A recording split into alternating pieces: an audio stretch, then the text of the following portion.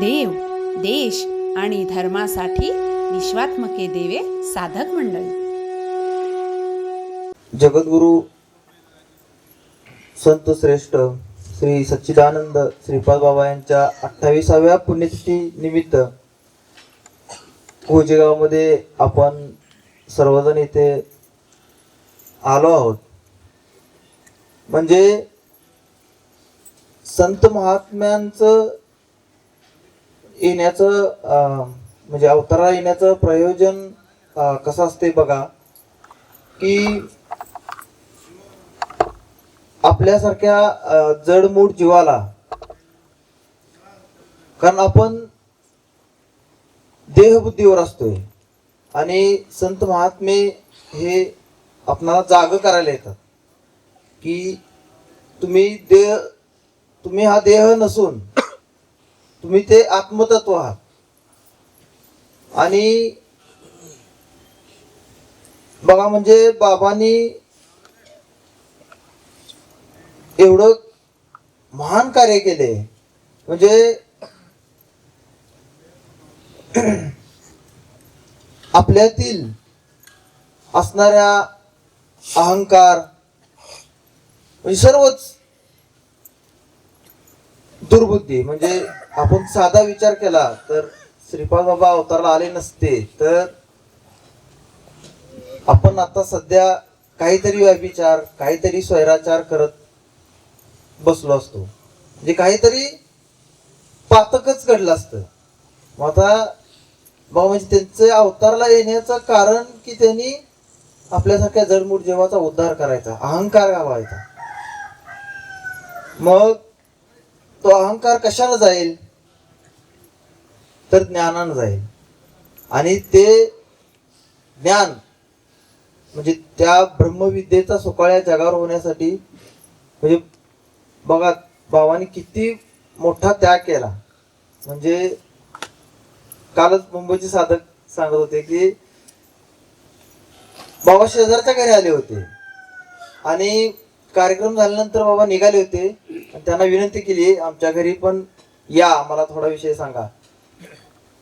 तर बघा, म्हणजे आपलं नियोजन कसं असतं, एका ठिकाणी कार्यक्रम झाला की आपलं पुढचं काहीतरी नियोजन असतं, आपण टायमावर निघतो. पण बाबांनी तिथून पुढे गेलेले त्यांच्या घरी परत येऊन त्यांना तो विषय सांगितला. म्हणजे किती त्यांची तळमळ आहे की असू दे माझं काहीतरी पुढचं नियोजन, पण त्या परमात्म्याचं काहीतरी नियोजन असेल, प्रयोजन असेल. आणि त्यांना अनुग्रह दिला. म्हणजे काल त्यांच्याशी थोडी चर्चा झाली, त्यांनीच विषय सांगितला की मी पूर्वी दारू वगैरे प्यायचो. म्हणजे बघा, म्हणजे बाबांना ते माहित नव्हतं, मला माहित नाही. पण एक दारू पिणाऱ्या माणसाच्या हातात घालून ते सांगत होते की असं ते कधीच गुरु शिष्य त्यांच्याकडे कधीच नसायचं. म्हणजे ते असे हातात घालून बसले आणि त्यांनी मला अनुग्रह दिला. आणि असं नाही की बाबा आले आणि त्यांना पुढचीच पाहिजे, बाबा माझ्या शेजारी बसले. म्हणजे बघा किती नम्रता, किती लीनता, म्हणजे काय बाबांनी म्हणजे आपल्याला किती ज्ञान दिले. म्हणजे आणि ते त्या ज्ञानामुळं आपल्याला स्वस्वरूपाची थोडी ओळख झाली. आणि स्वस्वरूपाची ओळख झाल्यामुळं आपल्याला त्या स्वस्वरूपाच्या केंद्रस्थानी आपल्याला आणलेलं आहे. आणि मला वाटतं म्हणूनच आपण सुखाचा अनुभव घेतोय. मग त्यासाठी सगळ्यात महत्वाचं ज्ञान गरजेचं आहे. आजचा परिपाठाचा विषय ज्ञानपूर्व भक्ती आणि ज्ञानोत्तर भक्ती. बघा, म्हणजे आता ज्ञानपूर्व भक्तीमध्ये भक्ती तर असते पण ते ज्ञान नसते. आता खूप भक्तिभावानं तो देवाची पूजा अर्चा करत असतोय, पण त्याला ते ज्ञान नसते की हे का करायचं आहे, कशासाठी करायचं आहे. बघा, आपण साधं विचार केला तर एखादा आपला म्हणजे जे ह्या मार्गात नाही ते लोक तेही भक्ती करतात, तेही देवपूजा करतात, पण त्यांना तिथंच तात्पुरता त्या मंदिरात गेले की तात्पुरता आनंद आहे, तो चिरकाल टिकणारा नाही. किंवा ते ज्ञान नसल्यामुळे ते तात्पुरत्यांना बरं वाटते, पण ते खरं नाही. ते खरं ज्ञान नाही. मला खरं ज्ञान कोणाकडे आहे तर सद्गुरूंकडे आहे. त्यामुळे सद्गुरूंना शरण गेलं पाहिजे. मग आता सद्गुरूंना शरण जायच्या अगोदर ज्ञानपूर्व भक्तीमध्ये फक्त भोळी भक्ती असते. मग ते म्हणतात ना, भोळा माझा देव, भोळा त्याचा भाव. मग त्यामध्ये आपण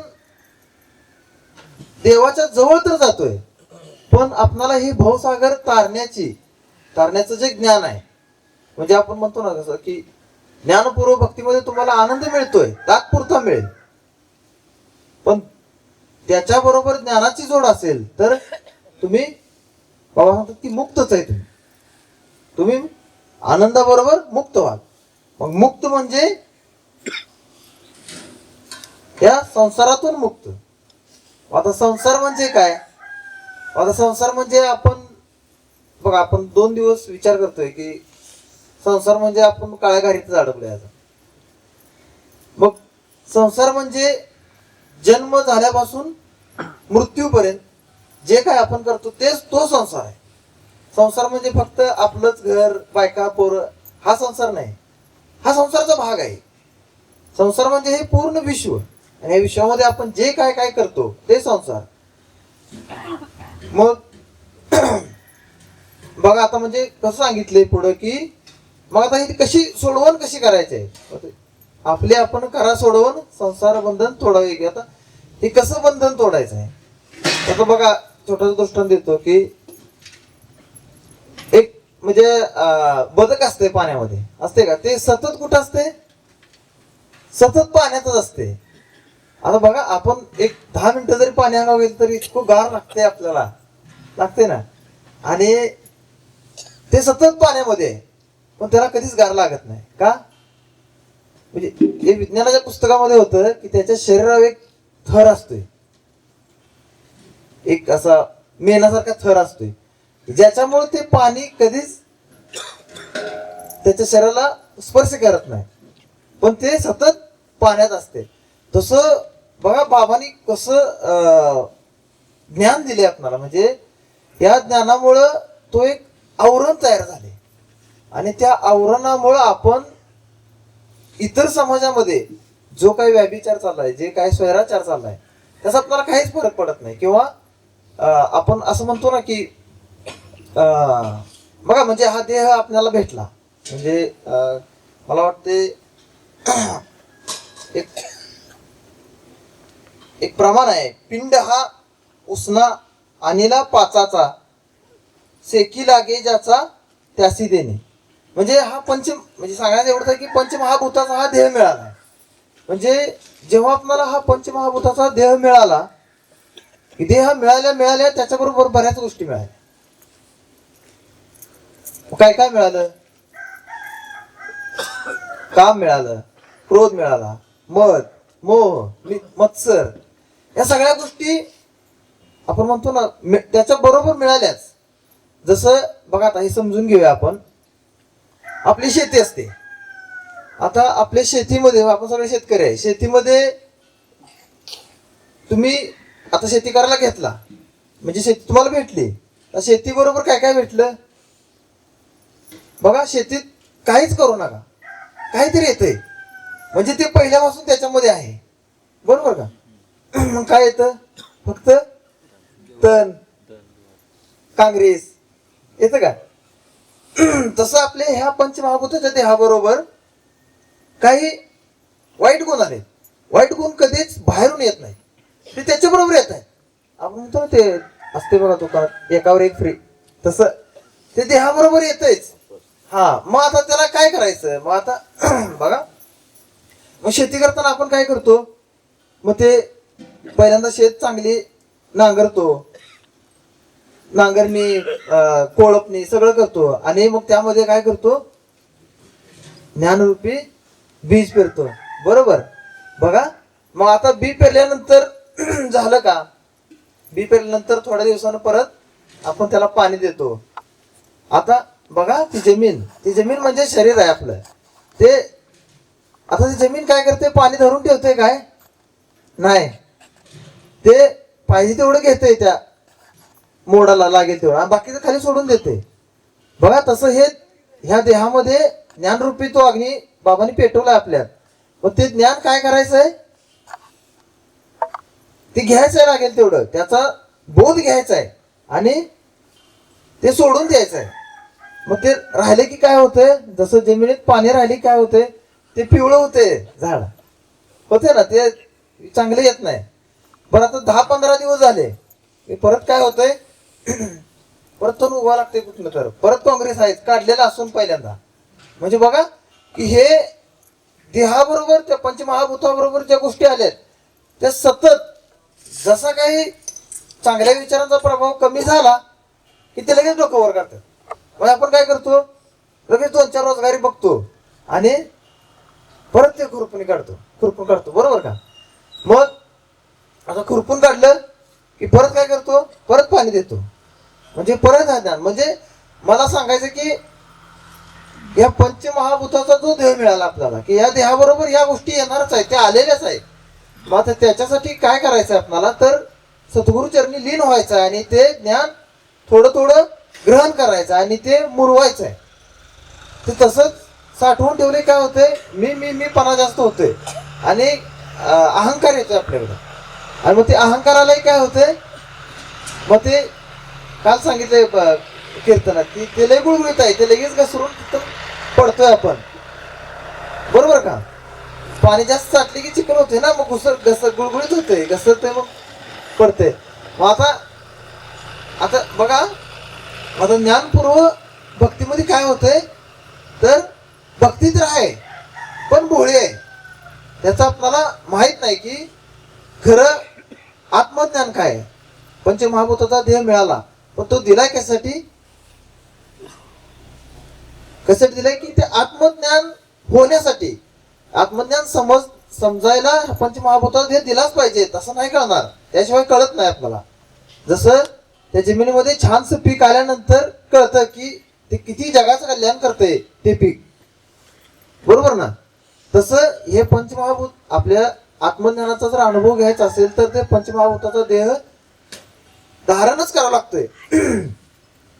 तर मग आता काय होतंय, मग आता हे ज्ञानपूर्व भक्तीमध्ये भोळी भक्ती असते, त्यामुळे काय होऊ शकते, कर्मकांड होऊ शकते.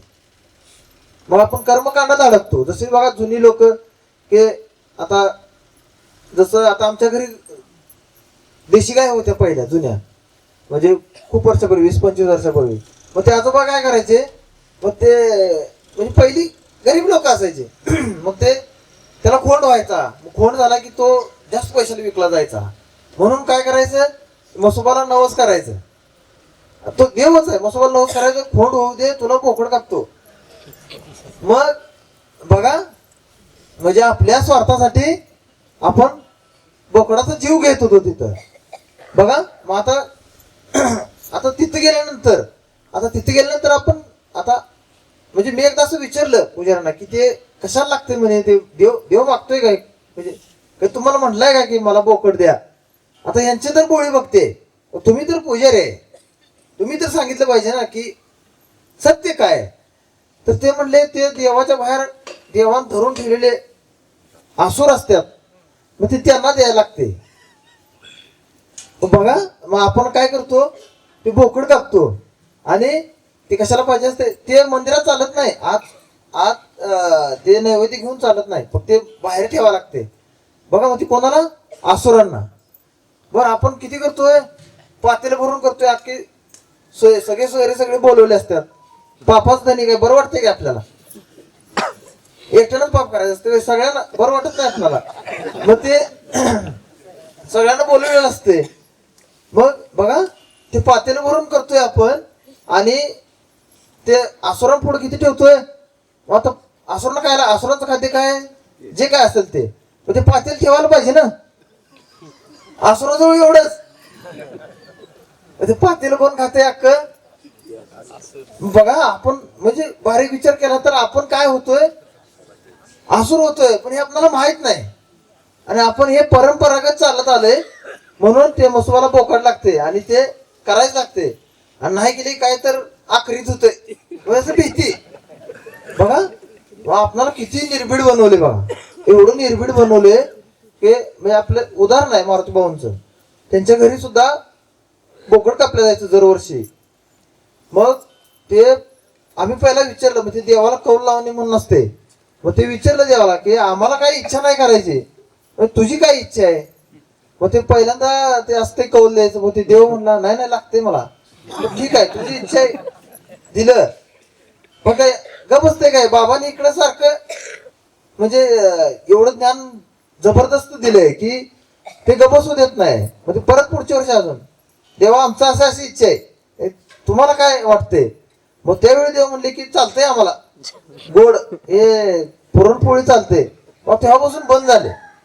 म्हणजे बघा ही म्हणजे जशी ही आपण बोकड कापण्याची परंपरा आले पण ती कुठेतरी चुकीची झाली आहे. ह्याचं ज्ञान झाल्यानंतर आपण त्याचा काय केलं की आपण एक चांगल्या भावानं म्हटलंय की देव आमची इच्छा नाही, तुला वाटत असेल तर आम्ही छान पुरणपोळी करतो. मग ते होय म्हटलं आणि ते बंद झालं.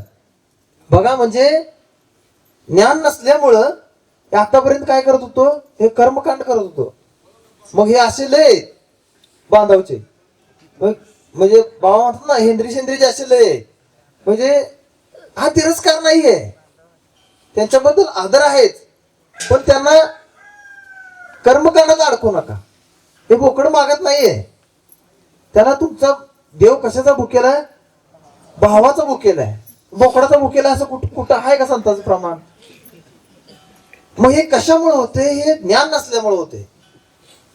आणि केवळ आणि केवळ बघा श्रीपाद बाबांनी सगळं आता एवढं सांगतात की 4 अंकी पगाराची नोकरी सोडली आणि ते चालत सगळ्या लोकांना त्यांनी उद्धार करण्यासाठी चालत ज्ञान दिलं सगळ्यांना जाऊन.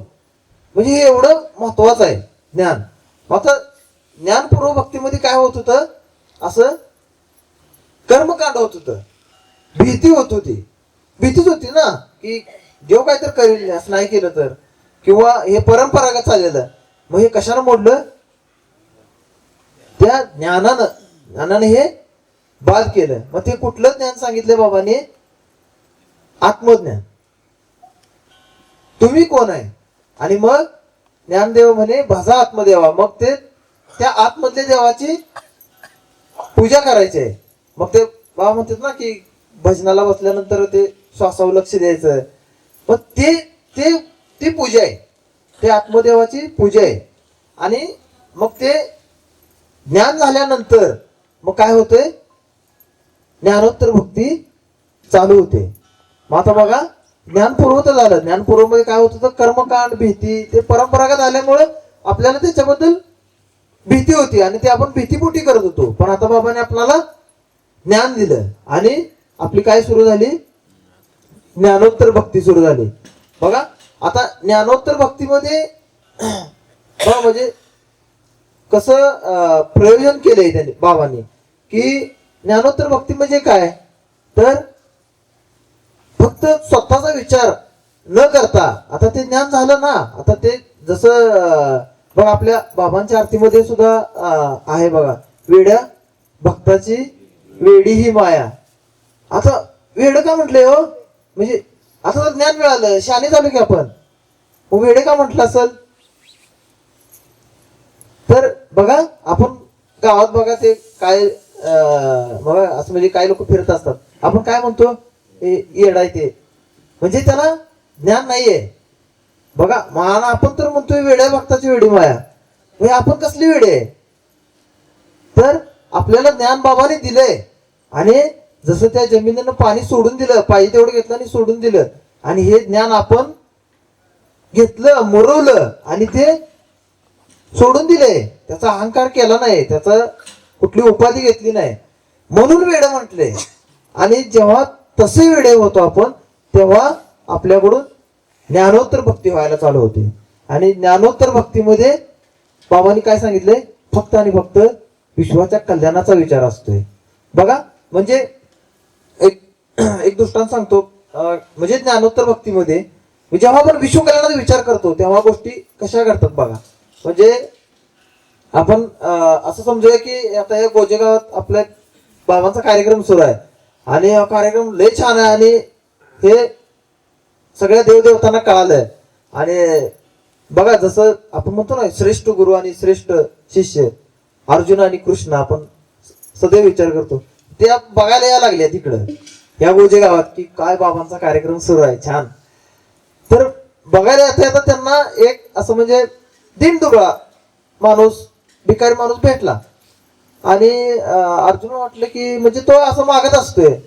मग अर्जुन काय म्हणतो की हे घे बाबा 100 मोहरा घे आणि जा.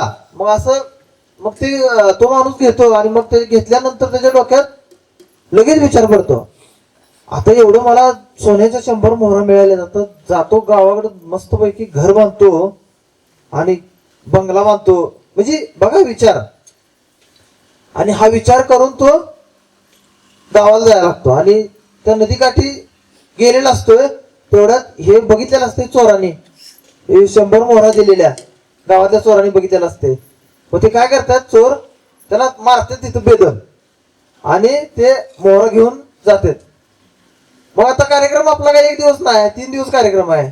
मग ते आलेले कृष्ण आणि अर्जुन 3 दिवस थांबले ना इथं. पण हे दुसऱ्या दिवशी परत ते मार खाऊन आलेलं मोहरा तर गेल्या परत मागायला लागले. अर्जुन म्हणले परत कसं काय आले गिराईक. मग अर्जुन म्हणतो ठीक आहे. ते सांगतात वरतात की मला असं असं मारलं आणि घेऊन गेले सगळे. मग त्यांना दया येते. ते म्हणतात बरं ठीक आहे ठीक आहे एक हिरा दिला हिरा देतात त्यांना एक हिरा घे आणि जा. मग आता हिरा घेतला सोन्यापेक्षा सुद्धा किमतीवान. ते अजून खुश झालंय. परत म्हणलं आता परत या डोक्यात विचार की आता कालचं राहिलेली इच्छा अपेक्षा बंगला बांधायचा आहे गावाकडे जावं मोठं घर बांधायचं आहे आयुष्य आरामात राहायचं आहे.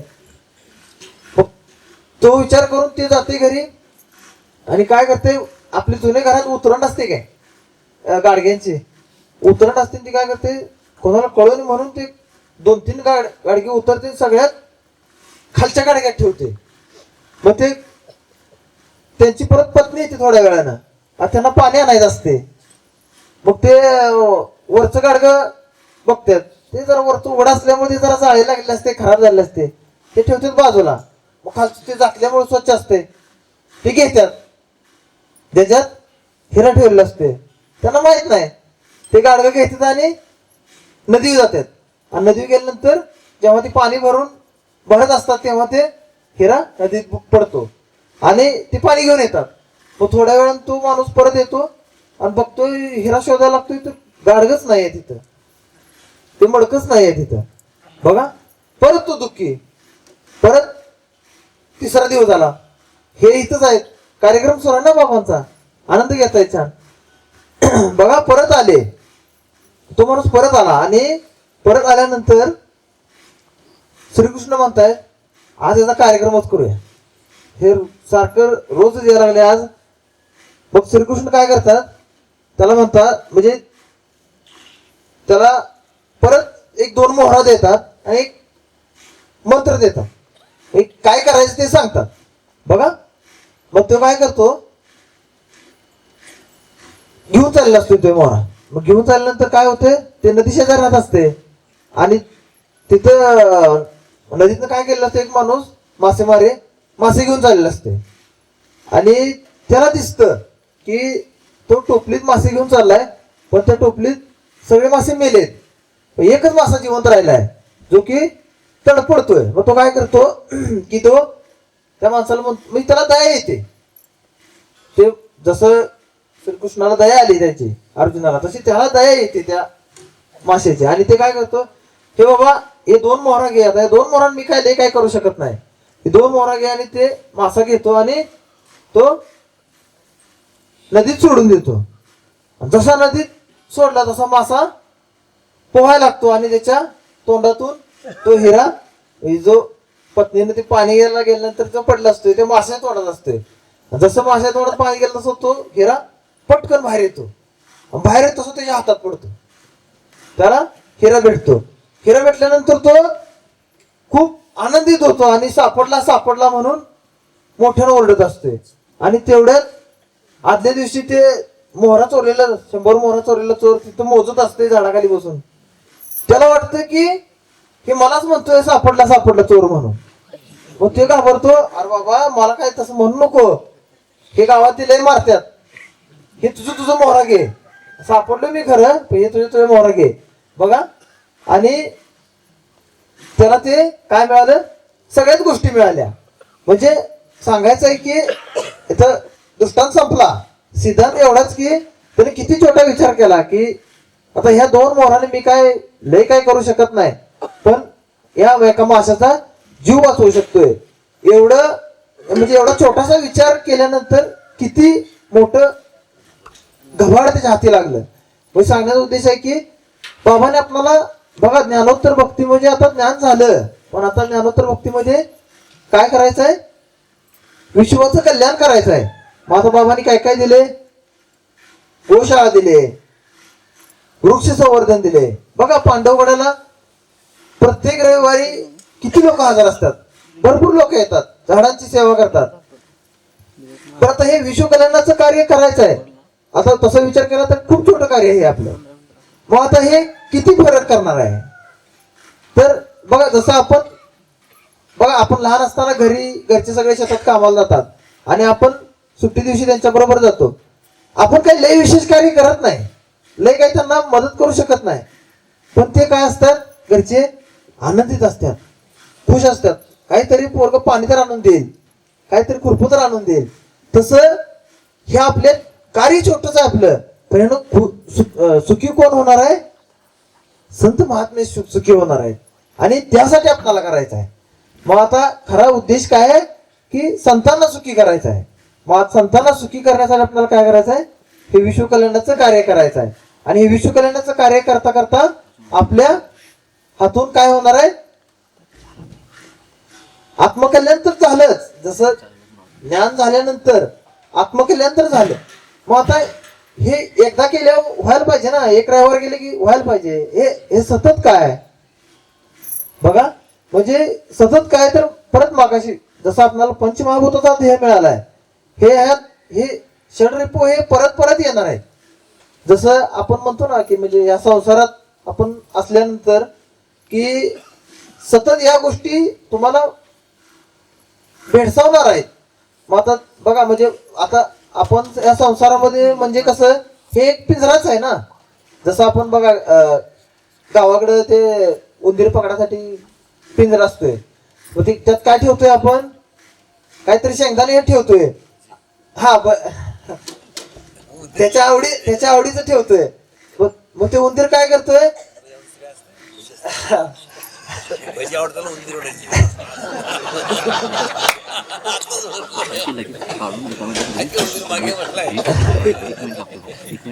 मग बघा म्हणजे ते काय करतो, आपण त्या पिंजऱ्यात काय ठेवतो, शेंगदाणा भजी ठेवले. मग आता ते उंदीर काय करतोय, त्या पिंजऱ्याजवळ येतं आणि त्याला ते आशा, अपेक्षा, इच्छा सगळे ह्या पंचमहाभूताला लागलेलं. तसं ते उंदराला पण आशा लागली त्या भज्याची. मग ते काय करतोय, आत जातोय. जसा आत गेला, खटकन दरवाजा बंद.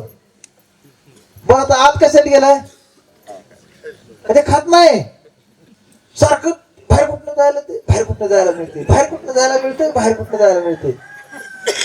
शेंगदाणा पण राहिलं आणि भाजं पण राहिलं, गेलाय कशासाठी. तसं आहे आपलं हे पंचमहाभूताचं ह्या संसारामध्ये ज्याच्यासाठी आपण केलोय, ज्यासाठी करतोय, ते सगळं सोडून आपली फक्त आणि फक्त वाताहतच सुरू आहे. जिकडं जाईल तिकडं. म्हणजे आपण म्हणजे एवढ्या आशा अपेक्षा एवढ्या आहेत आपल्या की आपल्याला त्यामध्ये आपण काय म्हणतो ना की देहभाव, एवढं देहभाव आपण की आपल्याला काही दुसरं दिसतच नाही. आणि परत काय करतोय, सारखं तिथं आता गेलोय तर आनंद घ्यायचा, आनंद नाही घ्यायचा आपण त्याचा. सारखं बाहेर कुठनं मिळत होते, बाहेर कुठनं, पण त्या उंदराला बाहेर जायला संधी नाही. परंतु आपल्याला इथून बाहेर जायला बाबांनी हे प्रयोजन करून दिले की या गोष्टी तुम्ही आहे करायचंच आहे. संसार हे बंधन तोडायचं आहे, संसार सोडून पळायचं नाही, हे फक्त बंधन तोडायचं आहे. आणि बंधन तोडून आपण बाबांच्या कार्यात सक्रिय व्हायचं आहे. आणि बाबांच्या कार्यात सक्रिय झाले की मग ते कसलाही पिंजरा असू द्या त्यातनं ते होल करून ते तुम्हाला बाहेर काढतात 100%. आणि ही बऱ्याच जणांची खात्री आहे, बऱ्याच जणांचा अनुभव आहे, म्हणजे सगळ्यांचा अनुभव आहे. आता इथं बसणारा प्रत्येक व्यक्तीचा तो अनुभव आहे की कितीही बघा, म्हणजे विश्वकल्याणाचं कार्य करताना किती अडचण आल्या. आपल्या पांडवगडावरती मोठा बोगदा आला, किती म्हणजे पहिल्यांदा लोकांना वाईट वाटलं की आता काय करायचं, एवढं आपण तिथं कष्ट केले, झाडं लावले आणि ते आता झाडं काढायला लागणार. आता हैदराबादला एवढा मोठा ते जंगल साफ केलं, काय तर तिथे इंडस्ट्री व्हायची होती. आता एवढं जंगल सगळं साफ केलं, तिथले सगळे प्राणी सगळे त्यांचं जीवन उद्ध्वस्त झालं. मग आता बघा एवढं मोठं, आता ते तिथं काम करणारे किती मोठे कॉन्ट्रॅक्टदार असतील. मग एवढं मोठं काम केलं त्यांनी, म्हणजे इतका विरोध झाला बघा, इतका विरोध झाला, पण तिथं काहीच होऊ शकलं नाही. पण इथं आपण पांडवकडे तेवढा विरोध नाही केला, फक्त आपण काय केलं की समजून सांगितलंय की हे कशासाठी चाललंय, हे काय करतोय आपण, याचं थोडं बसून चर्चा केली आणि त्यांनी मान्य केलं की हे तुमचे झाडं ट्रान्सप्लांट करून देतो. हा हा हा संत महात्म्यांच्या विचाराचा बदल आहे हा. मग हा चांगला विचार केल्यामुळं हा बदल आहे बघा. म्हणजे जसं अनेक वेळा आपण त्या चिमणीचं पण उदाहरण देतोय की जंगलाला आग लागली, सगळेजण बघा, म्हणजे माग पण आता लागली होती आग, तर त्यावेळी सगळ्यांनी स्टेटस टाकले की आग लागली आता काय करायचं, म्हणजे खूप कळवळीनं की सगळ्यांनी स्टेटस टाकले व्हॉट्सअपला की आता काय करायचं हे बघा. आणि ह्या सगळ्यांच्या चांगल्या विचारामुळं काय झालं, ते जंगल जळत होतं आणि तिथं काय झालं बघा. आपण एवढं सगळ्यांनी स्टेटस टाकला तरी ते काय होऊ शकलं नाही, पण तुम्ही चांगला विचार केल्यामुळं त्या पांडुरंग परमात्म्याला येऊ लागलं. काय केलं त्यांनी, पाऊसच आणला आणि सगळं थांबवलं. म्हणजे यातनं शिकायचं आहे काय, आपण मी म्हणून चालत नाही. या जगामध्ये आत्मज्ञान म्हणजे मी एक त्या परमात्म्याचा अंश आहे, पण मी काय करू शकत नाही. हे चाले शरीर कोणाचे सत्य, तसं हे ब्रह्मांड हे विश्व कोणाच्या सत्तेने चालतं ह्याचं ते जिवंत उदाहरण आहे. आपल्याला तो अनुभव आणून दिला. हे सगळ्यांनी स्टेटस टाकला तरी काय झालं नाही, पण त्याने मनात आणलं यांची चळवळ, त्याने लगेच जंगल विझवलं, नियोजन केलं. पण आपण इकडं हेलिकॉप्टरनं ते समुद्रातलं पाणी भरून टाकत होतो, पण ते नाही विझलं. ती मोठी जाळी असते त्यानं पाणी भरून टाकत होतो, पण ते नाही जमलं. पण त्या परमात्म्यानं कसं बघा लगेच विझवलं. म्हणजे त्यानं हे जे सृष्टी तयार केली, हे जे बनवले, हे योग्यच आहे. आपण उगाच आपण काय करतोय, बदल करायचा प्रयत्न करतोय. म्हणजे त्यानं इतकं सिस्टमॅटिक बनवलंय की बघा, बारीक विचार केला तर सूर्य आपल्यापासून जेवढ्या अंतरावर आहे त्याच्या 2 सेंटीमीटर जरी जवळ आला तरी आपण जळून राख होऊ, आणि 2 सेंटीमीटर जरी दूर गेला तरी आपणाला आता जाग्या व्हाय तरी मी हालायला लागलोय. आपण आता सध्या 2 सेंटीमीटर जरी दूर गेला तरी आपण थंडीनं म्हणजे राहू शकत नाही. म्हणजे इतकं तंतोतंत त्यानं बनवलंय. कोणासाठी बनवलंय, आपल्यासाठीच बनवलंय. ह्या जडमूड जीवासाठी बनवलंय. पण ह्या जडमूड जीवाला माहीतच होईना झाले की ते आपल्यासाठी आहे. ते फक्त काय म्हणतोय, लात मारेल तर पाणी काढतो. म्हणजे तो अजून देहबुद्धीवरच आहे. त्याला आत्मज्ञान करून घ्यायची म्हणजे काय म्हणतो ना आपण, इच्छाच नाही. आणि ज्यावेळी जसं मगाशी दृष्टांत सांगितला की ज्यावेळी आपण अशा सद्गुरूंना शरण जातोय, अशा सद्गुरूंच्या चरणी लीन होतोय, तेव्हा काय होतंय तर आपल्याकडे हे त्यावरून तयार करतात बाबा. जसं आपण म्हणतो ना की ते अंधारामध्ये बघा ते खंदीर घेऊन जातात की ते बघा अंधारामध्ये वारा असते सगळं असते, पण ते कंदील विझत नाही का? त्याला ते काच असते बाजूनं आणि त्यामुळे ते विझूच शकत नाही, कितीही वारा येऊ द्या. तसं हे बाबांनी आपल्या भोवताली असं एक आवरण बनवले की ज्यानं ते वाईट गुण आपल्यामध्ये जाऊ शकत नाही. मग त्यासाठी काय करायचं आहे, तर हे सतत सक्रिय राहायचं आहे. या बाबांच्या कार्यामध्ये सतत नामचिंतन करायचं आहे, भजन करायचं आहे. आणि या कामात सक्रिय राहिल्यानंतर आपल्यात हळूहळू हळू ते मुरून ते आत्मज्ञानाची प्रचिती होते. आणि मी हा देह नसून मी सुद्धा एक ते ब्रह्मतत्व आहे आणि त्या तत्वाचा मी एक अंश आहे. याची जेव्हा प्रचिती होईल मग तेव्हा आपण देहभाव राहत नाही. मग आपण काय करतो, मग ते एक ना तुटो हे शरीर फुटो हे मस्तक, हा मग आपल्याला भीतीच वाटत नाही. म्हणजे जसं आपण म्हणजे मला सांगितलं ना की पिंड हा उसना आलेला. म्हणजे बघा एखादी गोष्ट आपण कोणाकडून उसण्याली ना त्याचे विचार करत नाही, कसे वापरतो ते आपण वापरतो का. आपला हा अनुभव आहे, माझा तर आहे अनुभव. दुसरी जी वस्तू आणली आपण का ती कशीही वापरतो आपण. आपली असली का आपली गाडी रोज पुसतो, पण दुसऱ्याची गाडी आणली का 4 दिवस त्याच्याकडे बघत नाही. तसं हा देह उसना हे कळायला पाहिजे. मग आपली आसक्ती म्हणजे त्याच्या बरोबर आपण चिकटून राहत नाही, आपण आसक्त राहतो. तसं या देहाबरोबर चिकटून राहायचं नाही. नाहीतर मग बघा म्हणजे आणि हे किती योग्य वयात मिळाले आम्हाला. तर आम्ही बाबा म्हणतो ना तुम्ही फार बागायचे, खरंच आम्ही खूप बागायचे. हे खूप कमी वयात आम्हाला मिळालं. नाहीतर बघा तुकोबराय म्हणतात पुढे की ऐशी दशा येईल पुढे ते मन होईल वेडे तव चिंतुनी ठेवी चोखडे आत्मज्ञान. म्हणजे पुढं अशी दशा येणार आहे आणि तेव्हा मन काय होणार आहे, वेड होणार आहे. म्हणून काय करायचं आहे, तव चिंतुनी ठेवी चोखडे आत्मज्ञान. म्हणून हे आत्ताच आत्मज्ञानाचं चिंतन झालं पाहिजे. नाहीतर मग ऐसी दशा येईल पुढे.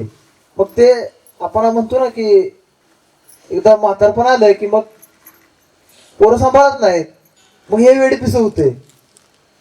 मग हे म्हणत असते पोरं काय ऐकत नाही, ती पोरं काय ऐकत नाही.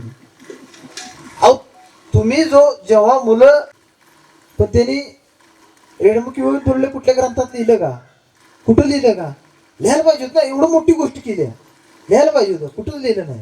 ही ज्ञानोत्तर बघते. तुकाराम महाराजांनी ती कर्जाची पुस्तकं सगळी बुडवली, ही ज्ञानोत्तर बघते. परत काय ते नामदेव महाराज कुत्र्या माग तूप घेऊन लावलं ना माग, ही ज्ञानोत्तर बघते. ते जाणलं त्यांनी की हे द्वैत नसून हे अद्वैत आहे. आणि हे जाणल्यानंतर मग तो जो भाव आहे, मग त्या भावातनं होणार आचरण ही ज्ञानोत्तर भक्ती. ज्ञानोत्तर भक्ती म्हणजे ते आचरण आहे. आणि ते आचरण करण्यासाठी बाबाने आपल्याला हे सगळं विश्वकल्याणाचं कार्य करण्यासाठी आपल्याला इतक्या गोष्टी सगळ्या दिल्यात. म्हणजे एवढे बघा, म्हणजे आपण म्हणतो ना, आपण सहज म्हणतो योगक्षेम त्यांचा जाणीव. म्हणजे आपलं ते योगक्षेम ते चालवतात. मग ते कसे चालवतात, आपल्याला खूप अडचणी येतात. एवढ्या अडचणी येतात की आता म्हणजे माझा मागच्या आठवड्यातला गोशाळेतला अनुभव आहे की आपल्या गोशाळेसाठी मका लावली होती आणि त्यासाठी फवारणी करायची होती. तर म्हणजे बघा आपण इकडे चिकटल्यामुळे संसारात वेळ मिळत नाही, पण मनातनं जायची कुठेतरी इच्छा आहे की जायचं आहे, आपलं सेवेसाठी थोडंफार आपल्याला जायचं ही इच्छा आहे. मग तिथे गेल्यानंतर मग आपण बघा असं आपण काय नियोजन करतो की मला पूर्ण वेळ मिळाला पाहिजे त्या सेवेसाठी, पण तो पूर्ण वेळ का मिळत नाही, तर आपण इकडे संसारात अडकलोय. तर तिथं गेल्यानंतर म्हणजे माझा असा अनुभव आहे की तिथे गेल्यानंतर असं म्हणजे तिथं कोणच नव्हतं. मग आता फोन केला इकडं तिकडं, आपले बिरासर आहेत यांना फोन केला. मग फोन केल्यानंतर 5 मिनिटात सगळी मंडळी आली आणि मला वाटते 15 मिनिटात फवारणी मारून झाली. आणि तेवढ्यात म्हणजे ते काम झालं. म्हणजे मला सांगण्याचा उद्देश आहे की आपला छोटासा विश्वकल्याणार्थ भाव असेल तर ते सगळी सूत्र सद्गुरू हलवत आहेत. त्या सद्गुरूंना ते म्हणजे आपण म्हणतो ना की जसं म्हणजे बघा संत महात्मे देवाला अधिकाराने बोलतात. तसं आपला जर चांगला विचार असेल तर आपल्या अधिकाराने बोलण्याची आपल्याकडं ती पात्रता आहे किंवा आपलं ते आपण पात्र आहे त्याची की हे पांडुरंग परमात्म्या की काहीतरी कर की होऊ दे हे. कारण हा तो विचार हा विश्व कल्याणाचा आहे. हा व्यापक विचार आहे आणि हा व्यापक विचार घेऊन आपली मंडळी हे विश्व कल्याणाचं कार्य करते. त्यानंतर आपले हे ग्रंथ बघा म्हणजे बाबा आपण 2 दिवस विचार करतोय जरी श्रीपाद बाबा आपल्या बरोबर जरी नसले देह भावाने परंतु ते आपल्या बरोबरच आहे सतत. आता हे ग्रंथ काढण्यासाठी किती कष्ट आहे, खूप कष्ट आहेत. हे सोपं नाही. काल सांगितलं की एक लेखकाला पुस्तक प्रकाशित करायला किती वर्ष लागतात. मग ही किती ह्याच्या मागा घेतलेलं कष्ट आहे. ते कष्ट म्हणजे ज्ञानोत्तर भक्ती. हे जड मुळापर्यंत पोचावं आणि त्याचा त्या लोकांचा त्याने उद्धार व्हावा. आता हे आपण प्रकाशित करून आपला पण वाचत बसलो असतो ना, आपण आनंदीत का स्टॉल लावतो की याचा प्रसार व्हावा, हे अनेकांना कळावं. आपण असं जे जे ठावे ते इतरांशी सांगावे. मग संतांचा एवढा शुद्ध भाव आहे, एवढा चांगला भाव आहे. मग तो भाव म्हणजे आपण त्यांना शरण गेल्यानंतर त्यातला 1% जर आपल्याकडे आला तरी आपल्या हातातून विश्वकल्याण झाल्याशिवाय राहत नाही. आणि ते विश्वकल्याणाचं कार्य म्हणजेच मला वाटते ज्ञानोत्तर भक्ती. जय